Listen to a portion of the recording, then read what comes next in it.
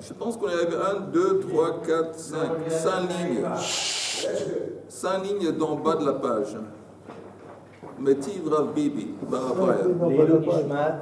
Ce cours est dédié à L'Ilui Nishmat, Isha Eliyahu ben Yochanan et Shimon ben Yitzhak, Yitzhak ben Shalom, Gabriel ben Esod, Claude Chaim ben Elisha, et André Shlomo ben Yaakov.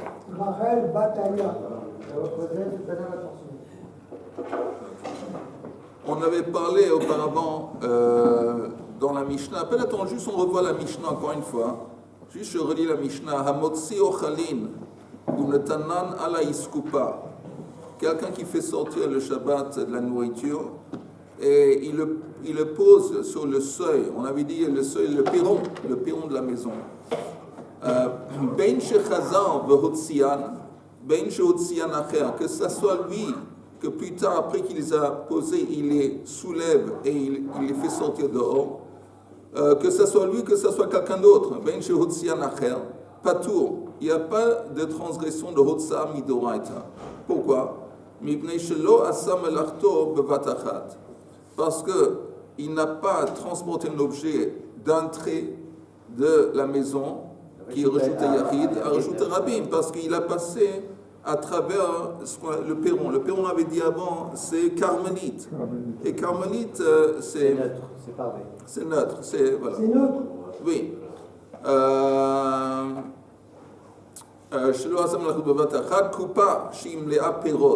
Un sac qui est rempli de fruits, il a placé sur le bord du seuil à l'extérieur, ce perron, enfin il l'a placé là-bas. C'est-à-dire que c'est déjà Reshut Rabin? Non, il l'a placé sur l'iskupa qui est un carmélite. Mais, afal pisherov perod mibachutz, patour.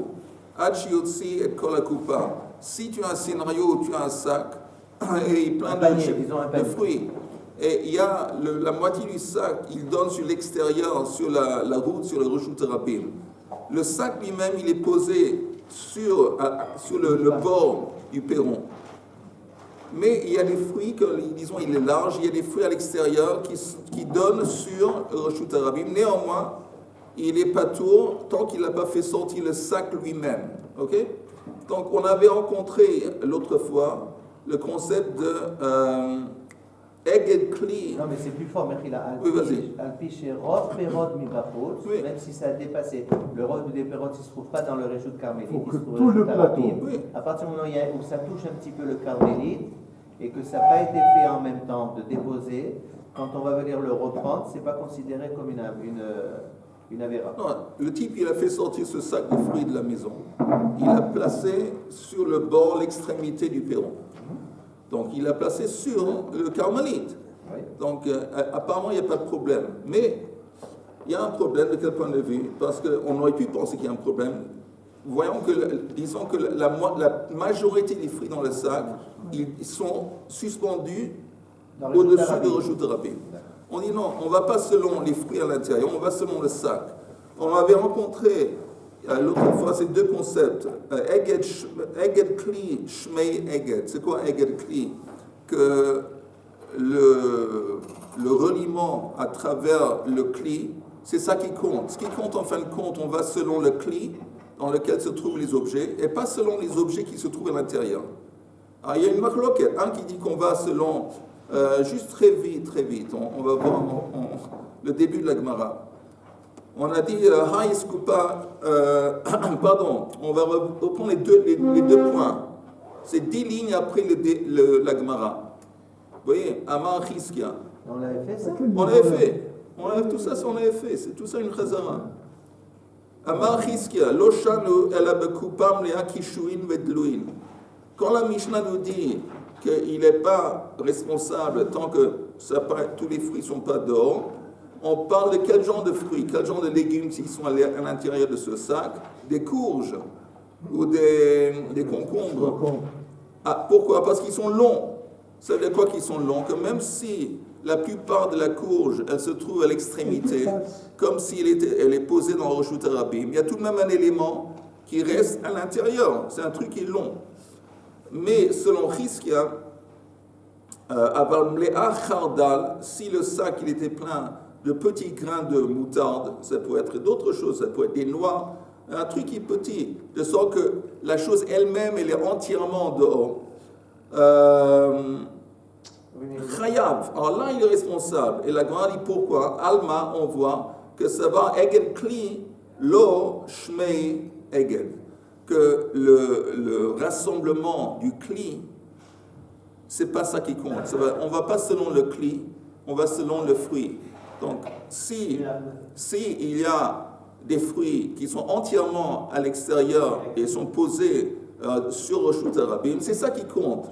Donc, ça veut dire que pour Chizkia, le principe c'est Eged Kli, le reliement du Kli, Loshme Eged. C'est pas un reliement, c'est pas ça qui compte. On va selon les fruits et pas. Et Rabbi Yochanan il dit le contraire.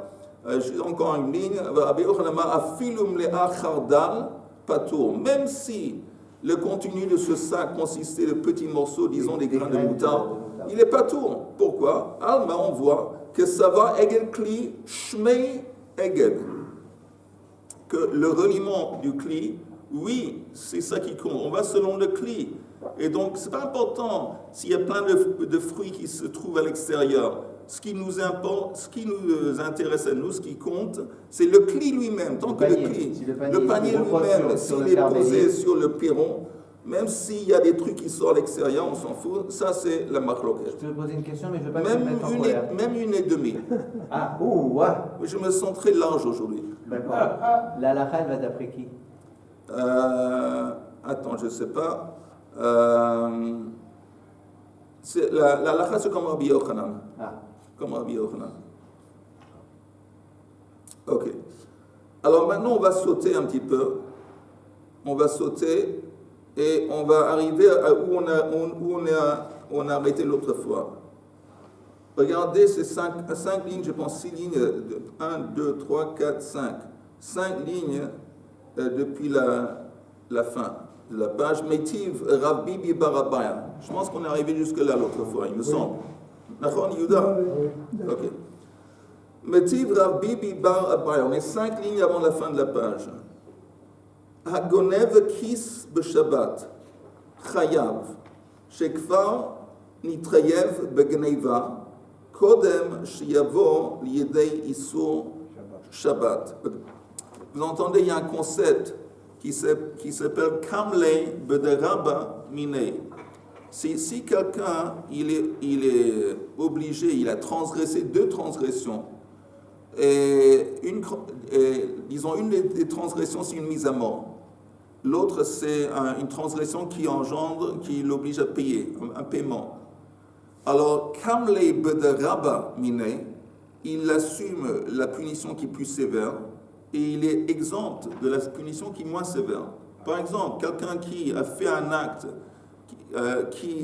à cause duquel il mérite aussi bien une mise à mort, aussi bien de payer, il ne doit pas payer, parce qu'il y a la mise à mort qui est plus sévère. Donc il assume la punition plus sévère au dépend de la punition moins sévère qui est repoussée. Et il faut payer. Et il faut être mis à mort, il ne paye pas. Il ne paye pas. Encore, il y a des terres qui vont mourir. Ah oui, une fois qu'il le condamne.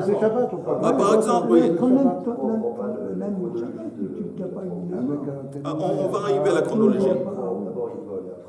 Justement, on va discuter de la chronologie. Mais disons un scénario dans lequel le type part...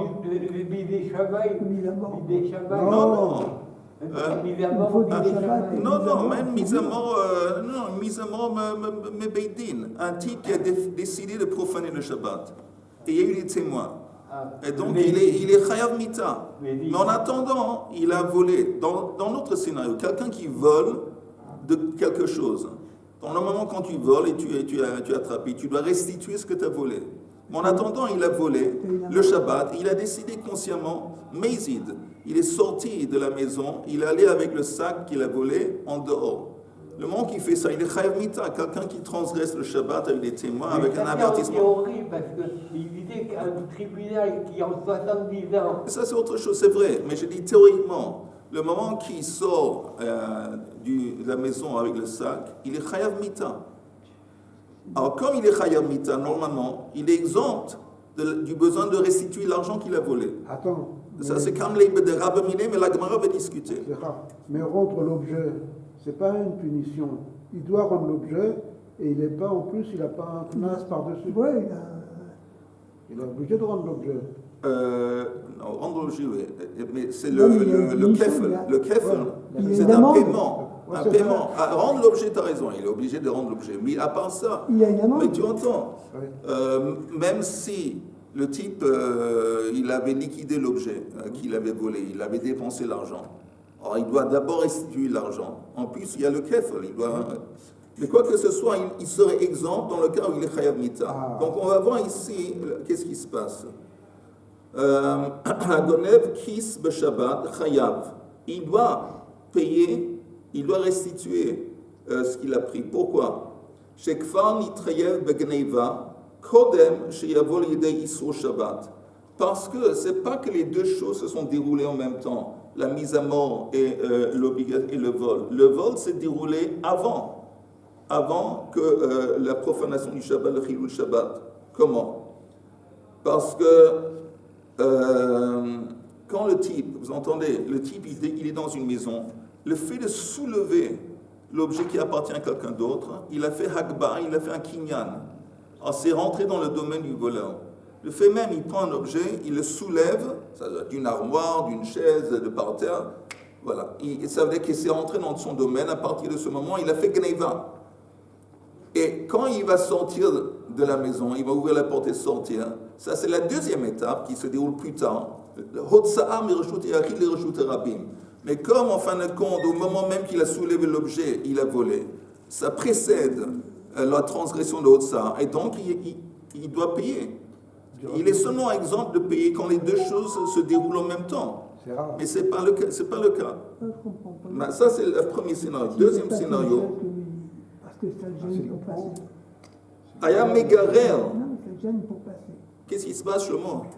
Non, on dit, tu dis la chaise, s'il la soulève, mais dans son esprit, il n'avait pas l'intention de la soulever pour la garder. Quoi. Pour la sortir. Si tu as raison, s'il a soulevé un objet, Juste parce qu'elle lui gênait pour passer.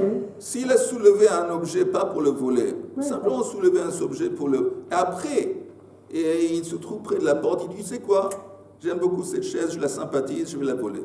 À ce moment, alors là, D'accord. c'est possible que les deux choses se déroulent en même temps. Mais en attendant, la Gemara dit, Hayam megarer veyotse. Traîner. Si au lieu d'avoir soulevé l'objet, il le traînait par terre, il traînait l'objet par terre jusqu'au seuil de la maison, jusqu'à l'entrée, megarer veyotse, pas tout. Alors là, il n'est pas sous l'obligation de repayer. Pourquoi? Sharei isur gneiva ve isur shabbat ba'im ke'echad. Parce que les deux interdits, les deux transgressions se sont déroulées en même temps, et donc on applique le principe de kamlei bedera b'minei. Donc on a intérêt à faire ça. Je répète, si le type, il avait soulevé un objet à la maison de quelqu'un d'autre dans le but de le voler, au moment qu'il l'a soulevé, le vol, déjà- il y a eu un vol. Ouais. Parce que le moment qu'il a soulevé, c'est rentré dans son domaine, dans son reshoot. Après, il va jusqu'à l'entrée de la maison, il sort. Alors, au moment qu'il sort, il y a une autre transgression. Hotsa'a. Okay. Mais comme au moment du vol, il n'avait pas transgressé Hotsa'a, donc il est obligé de repayer le vol qu'il a fait. Il n'y a pas Kamlei Bedera B'minei. Kamlei Bedera B'minei, c'est que tu es uniquement obligé d'assumer la punition la plus grave. Mais on parle de deux punitions qui s'imposent en même temps. Ici, ce n'est pas le cas. Ça s'est passé à deux étapes. Tandis que s'il n'a pas soulevé l'objet, donc tant qu'il n'a pas soulevé l'objet, alors comment ça va rentrer dans son domaine? Seulement au moment où l'objet sort, il le fait sortir du domaine du propriétaire. Donc seulement au moment qu'il le fait sortir de la maison. Alors là, quand il le traîne par terre, le moment que c'est sorti de la maison, il savait qu'il a fait deux transgressions en même temps. Il a fait le vol, il a volé, et en plus il a fait Hotsa'a. Alors là, on applique Kamlei Bedera B'minei et il est exempt de payer. Dis-moi, il y a des caméras de partout, c'est il y a 2000, il y a 1000 ans. il y C'est a des une caméras théorie, de c'est tout partout. ça, c'est théorique. Ah, c'est que de la théorie. Bien sûr, c'est théorique. Ça fait ça fait longtemps non, que tu apprends la Gemara. Je vais juste me rappeler. Et le fait de traîner dans le but de voler, c'est pas que on ne considère pas qu'il est dans le vol là. Mais c'est C'est ça, le fait de traîner. Non, parce qu'un vol, c'est quoi un vol? Tu prends quelque chose qui était dans le domaine du propriétaire. Oui, ou tu le soulèves et ça tu as fait un kinyan, ou tu le fais sortir physiquement du domaine du propriétaire et tu le fais sortir de son domaine. Alors, Mais tu le fais sortir dans le Carmélie. Non, il n'y a pas de il n'y a pas de carmélie. carmélie dans cette Et s'il histoire. y en a, et s'il y en avait un. Mais on va voir, On on va parle voir. de Chayav Mita. Oui, Ça Khayab Mita va pour pas avec le Shabbat. scénario. Quelqu'un qui vole, il n'est pas Chayav Mita. T'as raison. Mais Pourquoi c'est quelqu'un pas- qui transgresse le Shabbat consciemment, bemezid, avec des témoins, avec un avertissement, il est Chayav Mita. Oh, disons que ça c'est le scénario. On lui dit, hey, fais gaffe, si tu fais ça, c'est interdit. Il ignore, moi je m'en fous, il est sorti. Mais non, tu n'as pas prévenu au moment. Ah bon, c'est Chayav Mita. Quelqu'un qui vole des parasites. Quelqu'un qui Pas met le de Shabbat vol. avec Chayav Mita, Chayav Chilul Shabbat. C'est dur de Chayav Mita. Ah bon? Je le dis en anglais. Voilà. Somebody who transgresses the Shabbat, Ok. he's put to death. Do you understand? Ok.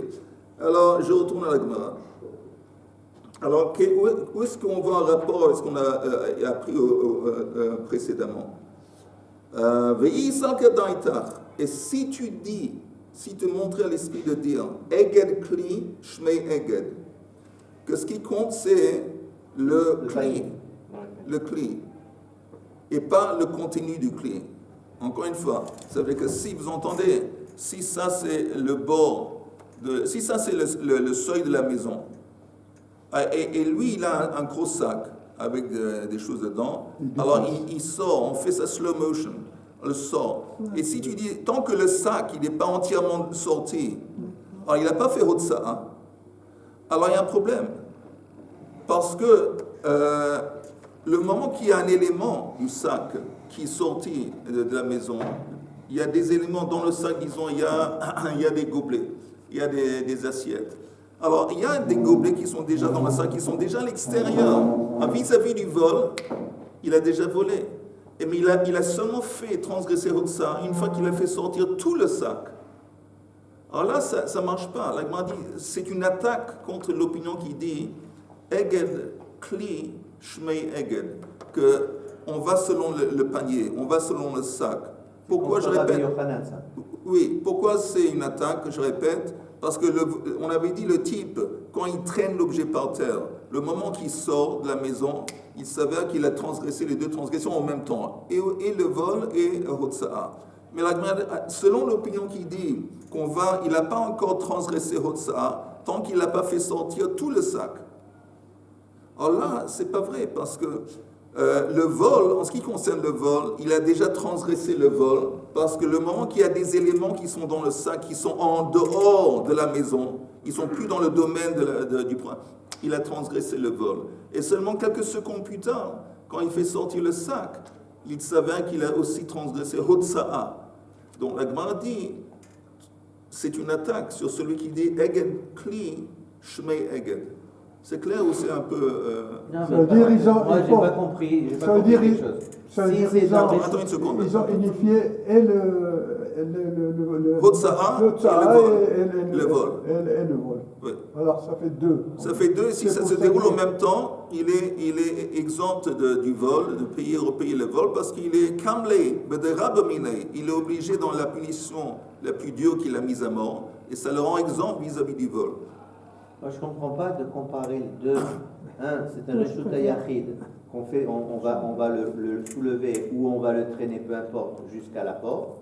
Et après, on considère que dès qu'il est sorti dehors, c'est une otsa. Et on dit, bon, comme si ça a été juste levé, si ça a été soulevé, c'est déjà une avéra, et il faudra qu'il le rentre.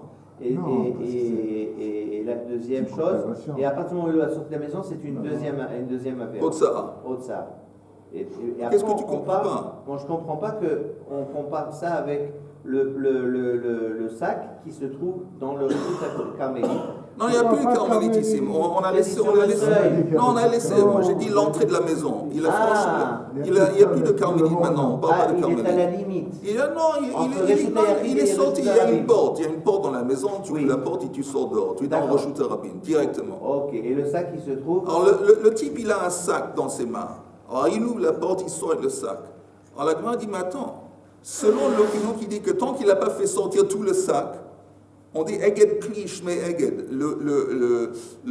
La traduction de ça, c'est un peu difficile, mais le rassemblement du panier, c'est ça qui compte. C'est-à-dire, on va selon le panier et pas selon les objets qui sont dedans. Donc, tant que tu n'as pas fait sortir tout le panier, ben, tu n'as pas fait Hotsa'ah. Tu es d'accord? Tant que je n'ai pas sorti tout le panier. Mais t'as pas fait Hotsa'ah. Mais il savait que tu as déjà volé. Pourquoi déjà volé? Parce que pour le vol, on s'en fout de Eged Kli, tout ça. Le moment qu'il y a un objet qui est à l'intérieur, tu l'as fait avec l'intention de le voler, tu l'as fait sortir à l'extérieur du domaine du propriétaire. À partir de ce moment, tu as fait un vol. Or, il savait que le vol, il précède la Hotsa'ah. Alors, la Gemara dit, si c'est comme ça, oui, il serait obligé de restituer le vol qu'il a fait. Parce que ça a précédé la transgression de Hotsa'ah. Ça ne s'est pas déroulé. Si tu dis Eged Kli Shmei Eged, mais si c'est au moment où il le sort, il a sorti le robe du panier. non, on s'en fout du robe. On a besoin que tout le panier y sorte. Oui, normalement, sorti. Mesdames, Ah oui, tu as raison. Ah non, le moment qu'il fait sortir tout le panier. Il fait sortir tout le panier. Avec quelle intention? Quelle intention il avait? Sortir. Pas pour voler. Pas pour voler. Parce Le que moment où il a Shalom, sorti parce que le robe, il dit, je le garde pour moi. Oui. Mais C'est le cas que vous aviez décrit. on avait dit Hotsa'ah, ça comprend deux éléments. Akira de Reshut Yachid et Hanacha de Reshut Rabin. Donc avant qu'il fait la Hanacha, la vérité, comment mélanger les intentions? Parce que le vol, tu me dis qu'il a décidé, il a eu un changement de décision, qu'une fois qu'il est sorti de la maison, à ce moment, il a décidé de voler. Vous en avez parlé Oui, justement aussi. oui, alors c'est possible que là, encore une fois, c'est les deux choses qui se déroulent en même temps. Mais ici, on ne parle pas de ça. On parle du type qui, dès le début, il a décidé de voler. Et il a traîné ses pas par terre. Et la Gemara dit que, bon, c'est pas la braïta, c'est une braïta qui dit que, non, le moment qu'il sort, alors il est chayav les deux. Et la Gemara dit pourquoi? Selon l'opinion qui dit Eged Kli Shmei Eged, quand il faut attendre que tout le panier sort. Alors c'est un truc qui, néanmoins, s'est déroulé à deux étapes. D'abord le vol, et après Hotsa'ah. C'est clair, tiens? Okay. Alors on continue. Alors la Gemara dit, on a fait Hayam Megarer. Tu veux que je répète? Je répète. Hayam Megarer veyotse patour. Là, il est patour de restituer le vol. Shaharei isur gneva veisur shabbat bain keechad. Veisal kedaiter eged kli shmei eged. Kadimle isur gneva l'isur shabbat. Il savait que d'abord, non, il y a d'abord l'étape du vol et seulement après, il a transgressé Hotsa'ah. La Gemara dit, id apkei derer piv hachinami. S'il a fait sortir le sac de façon que le piv, le P, l'ouverture du sac, c'est ça qui était l'ouverture. Il a tenu le sac de façon que l'ouverture, c'est la première chose, élément du sac qui est sorti. C'est l'ouverture. Où on a un sac qui est assez long, il y a une ouverture d'un côté, l'autre côté c'est fermé. Alors s'il tenait le sac de façon que c'est l'ouverture qui sort d'abord, alors là tu as raison. Parce que comme il y a assez ouvert, il est capable de faire sortir l'objet du sac, parce que c'est ouvert, et donc il y a un vol, l'aspect du vol a précédé l'aspect de Hotsa'ah. Mais, s'il a tenu le sac à l'envers, que l'ouverture du sac, il était du côté de la maison, et ce qu'il a fait sortir, c'est le côté qui était fermé. Alors la Gemara dit non, alors là c'est différent dans les mots. Id abkei der piv. S'il a fait sortir le sac de façon que l'ouverture donne sur l'extérieur, hachinami. Oui, tu as raison. Hacha b'mayaskinan. Ici, de quoi on parle? De abkei derer shulav. Il a fait sortir le sac par le côté du bas. Pas par l'ouverture, par l'autre côté qui est fermé. Comme c'est fermé, il n'est pas en position de faire sortir les objets. À quel moment il va être en position de faire sortir les objets? Seulement quand il fait sortir tout le sac. Alors là ça marche. Là ça marche. D'après Der Shulav. Alors Agmar dit, tu sais quoi? Même s'il fait sortir le sac à travers l'autre côté qui est le premier élément du sac à sortir, makom chalama. C'est quoi makom chalama? Comme on dit en français, makom atfira. À la couture. Hein? À la couture. Oui, le sac en bas, il est fermé par il y a des comment on appelle ça? Couture. Alors la couture, c'est facile, tu fais comme ça. Tu prends les deux éléments et tu déchires.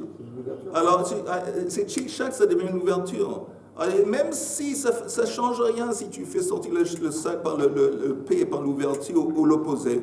Même si c'est l'opposé, l'argent ou ce qui se trouve à l'intérieur, il est accessible, il n'a qu'à arracher et prendre le contenu. Vaïk makom chalama, c'est la couture. On tourne en haut de la page, on va en haut de la page suivante. De ibai, parce que s'il aurait envie, mafkale veshakil, il a qu'à arracher le sac par la ligne, la couture et prendre le contenu. La Gemara répond benasran. Qu'est-ce qu'il y a dans le sac? Il y a des objets qui sont longs. Donc laisse tomber l'ouverture et l'autre côté, rien à voir. On parle d'un sac, un rachidi, un nasra. שהן חתיכות ארוכות, וכל זמן שמקצתן בפנים לא קנה. C'est des objets qui sont longs. Par exemple, je sais pas, aujourd'hui ça devient de plus en plus à la mode, des barres d'or, ou des lingots. Alors, les lingots, c'est assez long. Alors, le lingot, c'est seulement un objet qui est long. Ça peut être des concombres aussi, c'est moins intéressant les concombres, mais ça peut être des concombres, des choses. Mais tant qu'il y a un élément qui reste à l'intérieur. Je préférais des lingots. Moi aussi. Mais tant qu'il y a un élément qui reste à l'intérieur, c'est pas considéré que le vol s'est déroulé. Alors là, on comprend la Braïta. Pourquoi la Braïta dit ce qu'il dit, que le vol et Hotsa se déroulent en même temps. Même pour celui qui dit on va selon le panier. Même pour lui. Parce que les objets qui sont à l'intérieur sont longs. Et donc forcément, tu as seulement fait sortir l'objet quand tout est sorti. Et quand tout est sorti, ça veut dire que le vol et la Hotsa s'est déroulé en même temps. Est-ce que c'est clair? Même si ça déborde, si ça déborde du porte-monnaie par exemple, il faut que tout sorte. Même si le porte-monnaie est sorti avant le... Si tout l'objet il sort, et il y a un élément du sac qui est toujours à l'intérieur. Non, le sac il est sorti. Mais il reste un morceau de la barre. Qui est à l'intérieur? Non, il n'y a pas encore eu de vol. Le vol se déroule seulement quand l'objet entièrement il a été fait sortir de Reshut Balim. C'est un peu tiré par les cheveux. Oui, parce que Quand on vole, qu'on le fasse au ralenti ou qu'on le fasse à la vitesse éclair, ça change pas. Tu as volé, tu avais l'intention de voler, tu l'as sorti de la maison, que tu l'aies traîné, que tu l'aies jeté, que tu l'aies soulevé, que tu l'aies, peu importe quoi, et peu importe la vitesse, à partir du moment où tu as fait cette action-là, tu ne peux pas découper l'action en disant bon, alors s'il y a une partie qui restait dans la maison au moment où il a sorti une partie, alors il est chayav que il a fait la hotsa, là-dessus il est chayav. Mais pour l'objet, finalement il a volé, oui. Bon, alors mais pour l'objet, comme ça s'est fait que quand il a fait la hotsa, c'était avant qu'il sorte tout l'objet. Alors, donc, il est pas tour pour le... Qu'est-ce que tu veux faire un brouillon? Mais je répète ce qu'a dit l'Agmara. Tu veux dire qu'en fin de compte, il veut voler, on s'en fout que quelques secondes plus tard, tout l'objet sorti. Il a volé. Il a volé. Mais oui, mais je t'explique. La Gemara, chaque fois, disons, je te donne un exemple de Kiddushin. Kiddushin, un homme, il veut épouser une femme, et la femme aussi. Alors, lui, il y a une parole qu'il doit dire. Il peut les Kadesh et Taïcha avec une parole. Aussi, Beshtar, Bekesef, Bekidushin. Mais disons, il y a une parole à dire. Et pourquoi la parole devient importante? Quand il lui dit Kesef, par exemple, s'il veut acquérir une femme, la marier, il lui donne un objet. Mais il doit tout de même lui dire, c'est pas Stam qui lui donne un cadeau.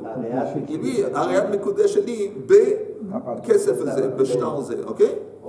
Maintenant, si lui, il sait que quand il lui donne le cadeau, c'est l'intention, c'est le mariage. Elle sait aussi. Mais les mots, il s'est trompé dans les mots. Il n'a pas dit les mots qu'il fallait dire. Une formule à dire, oui. Oui, il n'a pas dit la formule. Il n'y a pas de mariage. Bon, qu'est-ce qu'on voit de ça? On voit que on va pas selon l'intention.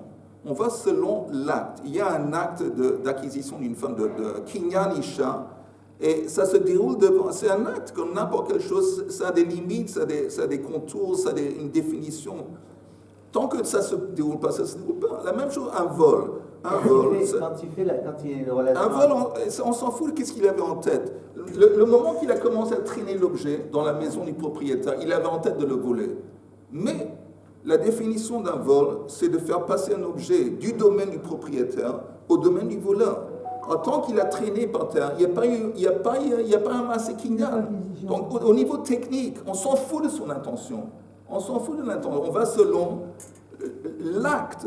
La définition de vol, c'est ha'avarat chefetz mi ba'alut. Mais ba'alut à Balim, le ba'alut à Gonev. Et c'est seulement le moment que c'est sorti de la maison, du domaine, la propriété du propriétaire.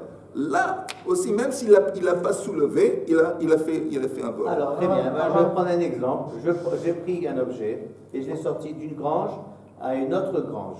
D'accord? Tout ça, il a 20 hectares, d'accord? C'est tout au propriétaire, moi je travaille pour lui. Oui. Bon, je veux le voler, je veux le garder pour moi, peu importe. Je veux le donner à quelqu'un, peu importe. Je le prends d'un... Il parle de Shabbat. Shabbat! Okay. Je le prends et je le mets parce que c'est lourd, je ne peux pas le lever. Donc je le fais traîner jusqu'au deuxième hangar. Oui. Je n'ai pas volé, je ne l'ai pas fait sortir ça se trouve toujours dans son domaine à lui. Mais tu l'as soulevé. Non, tu l'as traîné par terre. C'est très lourd. C'est très lourd. C'est très lourd. Alors, je pense que c'est mieux de ne pas voler. Dans ce cas, je te déconseille de voler. J'ai pas volé. Oui. Dans le cas du mariage, quand est-ce qu'elle est Mekoudé chez la femme? Quand il lui dit arrête, Mais quand il lui transmet l'objet, quand il lui met la bague. Il doit lui transmettre un objet, elle reçoit l'objet. Mais pour faire en sorte que tout le monde comprend que ce n'est pas simplement un cadeau. Il y a des fois que quelqu'un, disons théoriquement, il lui donne un cadeau. Ça ne veut pas dire qu'il l'a épousé. Tu es d'accord? Un homme qui donne une femme, c'est possible, je ne sais pas qu'il lui donne un cadeau. Ça ne veut pas dire qu'il l'a épousé. Mais si, il lui dit, Areat, Mekudesh Lib, Kesef, et il lui donne. Alors là, elle accepte, elle a entendu, il y a un consentement des deux parties, elle est mariée. Mais s'il lui donne le truc, il n'a rien dit, ou il a dit à travers, il n'a pas dit la formule qu'il fallait dire. Même si les deux, ils avaient l'intention de se marier, ça ne marche pas. Donc on voit ici, ce qui compte, ce n'est pas l'intention, c'est l'acte. Rav, il a pris le panier, mais il y a une partie du contenu qui est tombée. Il est sorti avec 90% du contenu. Et le reste du contenu, est-ce que c'est des objets qui sont... Ça comprend des objets petits? C'est des petits objets ou c'est un grand objet? Non, je veux savoir. C'est un objet qui est long et qui est grand ou des petits objets? Un objet qui est long, il est tombé. Et après, moi, je sors avec le panier, avec le reste. Alors, le reste, tu as volé le reste, c'est le truc qui est long. Alors, donc, c'est quand tu sais... Il y a un vol, tu n'as pas tout volé, mais tu as déjà volé quelque chose. Voilà. On retourne à la Gemara. Il a une question à lui. Voilà, pourquoi c'est la Gemara, elle donne le détail sur le vol, alors qu'elle dit à côté de ça que ça se passe au Shabbat. Oui. Bon, si ça se passe au Shabbat, il est Rayamita. Oui. Pourquoi on a tous ces détails s'il est Rayamita? Je vais te dire. Parce que si il transgresse le Shabbat en même temps qu'il est en train de voler, on a un principe qui dit Kamle de Rabba Mine. Ça veut dire qu'il est. Attends, il y a deux punitions qui s'imposent. Il reçoit seulement la punition la plus grave. Il ne doit pas repayer parce qu'il a déjà entassé, il va déjà recevoir la mise à mort. Mais si le vol s'est déroulé avant la Hotsa, d'abord il a volé et après il a fait sortir. Alors, comme d'abord il a volé, d'abord tu es obligé de repayer. Après, le type va être mis à mort. parce que ça se déroule à 2 étapes séparées. Mais si les deux transgressions s'imposent en même temps, Arabe. On a un principe que s'il y a quelque chose qui n'est pas visible à l'œil nu, alors on n'est pas khayab. On fait une avéra, je ne sais pas, tu manges, pas quoi. Un insecte. Ouais. Arabe. Ok. Là, on ne peut pas distinguer, quand il sort le truc, on ne peut pas distinguer la mesure de temps entre le début de la caisse et la fin de la caisse. C'est pas distinguable. C'est intéressant ce que tu dis. Alors, Yuda, il dit, il y a un truc que je ne comprends pas, et il me dit peu ce que Chaim dit. Chaim dit, tout ça, c'est Chaim, il avait tiré par les cheveux, mais Yuda, il a dit ça d'une façon un peu mieux, plus classe. Mais il est, en fin de compte, tu parles de quelque chose qui se déroule dans une seconde. Une seconde. Le temps que ça lui prend de prendre tout le panier à l'extérieur, c'est une seconde. À cause de la différence d'une seconde, 2 secondes, tu dis que d'abord le vol, après le truc, c'est bizarre. Il y a aussi, je vous donne un exemple, il y a un concept de quelque chose qui tombe dans du liquide. Quelqu'un y verse quelque chose et ça tombe dans une flaque. La flaque, elle est toute petite. On dit flaque ou flacon? Flaque. La flaque, elle est toute petite. Mais il y a une goutte qui descend dans la flaque, et elle est batel berov. Dans le flacon. Non. Il y a une goutte qui tombe dans une flaque qui est par terre. Or, la goutte qui, disons, est problématique, le moment qu'elle rentre dans la flaque, elle est annulée en se basant sur le principe de Batel Berov. Qu'est-ce qui se passe si le type, la flaque, en fin de compte, c'est tout petit. Et lui, il apporte une bouteille de litre. Il y a un litre beaucoup plus grand. Il verse le litre sur la flaque. Normalement, on dirait qu'il n'y a pas de Batel Berov parce que la majorité du liquide, c'est le liquide qui vient de la bouteille du litre. Ouais. Mais la Gemara dit non. Parce qu'elle fait slow motion. C'est quoi slow motion? Elle regarde comment on dit, le flou, le flux. Le fil de liquide qui est en train de tomber, et c'est comme si elle fait ça slow motion. Et elle découpe, elle fait ça par goutte. Alors elle dit chaque goutte qui descend, elle est annulée. À nouveau, chaque goutte qui descend est annulée, de sorte que tout le litre, il va être annulé dans cette petite flaque, en dépit du fait que le litre c'est énorme, vis-à-vis de la quantité de la flaque. Et comment ils ont fait ça? Parce qu'ils ont dit, pas de problème au niveau technique, on fait ça parce que c'est vrai en fin de compte. On n'a qu'à regarder ça, slow motion. Le liquide, il n'est pas tombé d'un coup, d'un trait. Le liquide n'est pas tombé d'un trait. Il a fait ça vite, très vite. Mais si on le fait lentement, slow motion, on le filme, il savait qu'on peut le faire goutte par goutte. Si à chaque fois qu'une goutte est tombée, elle a été annulée. Alors, si, c'est plus ou moins la même idée ici. L'acte, c'est vrai que ça s'est passé dans 2 ou 3 secondes. Mais si tu le fais slow motion, alors là tu vois que ça se déroule en étapes. D'abord, il y a l'étape du vol, après l'étape de Hotza. Mais slow motion, c'est comme un microscope électronique. Tu regardes, c'est pas quelque chose que tu peux voir sans moyen technologique. Justement, si on ne voit pas l'acte, c'est une goutte, tu la vois. Non, tu ne vois pas la date quand tu verses. Mais non, je pense qui a dit que tu vois la goutte? Mais tu as raison, je pense que... Si tu verses Attends une seconde. une bouteille d'eau... Attends, mais toutes les gouttes que tu vois qui sont versées, tu les vois. Tu ne les vois pas d'une façon distincte, mais c'est pas... Ils sont là, tu vois le liquide. Le liquide, il consiste de beaucoup de gouttes qui sont collées ensemble.